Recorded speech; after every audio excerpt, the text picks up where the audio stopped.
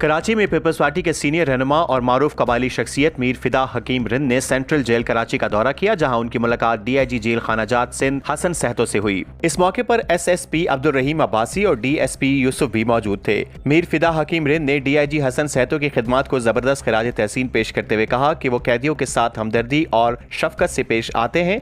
उनकी कोशिश है कि कैदी रिहाई के बाद अपने माजी को भुलाकर एक बाइज्जत जिंदगी गुजारें, जराइम से नफरत करें और माशरे का मुफीद शहरी बने। उन्होंने कहा कि DIG हसन सहतो ने जेल में कैदियों को रोजगार के मौके फराहम करने के लिए मुख्तलिफ हुनर सिखाने का बाकायदा इंतजाम किया है। कैदी जिस्मानी मशक्कत के बजाय हुनर सीख कर अपने मुस्तकबिल को बेहतर बनाने की तैयारी कर रहे हैं, ताकि वो रिहाई के बाद मेहनत की रोजी कमा सकें और दोबारा जुर्म की दुनिया में न जाएं। मीर फिदा हकीम रिंद ने कहा कि तशद्दुद और सख्त रवैया इंसान को मजीद बगावत की तरफ माइल करता है, जबकि इस्लाह, शफकत और तालीम ही वो रास्ते हैं जो जराइम को जड़ से खत्म कर सकते हैं। उन्होंने DIG हसन सहतो, SSP अब्दुल रहीम अब्बास, DSP यूसुफ और जेल खानाजात के तमाम अमले की ईमानदारी, नेक नियती और बेहतरीन खिदमत को सराहा। इस मौके पर DIG हसन सहतो ने भी बलोचिस्तान खसूसन मकरान में मीर फिदा हकीम रिंद की समाजी और फलाही खिदमत को सराहा और उनके लिए नेक ख्वाहिशात का इजहार किया।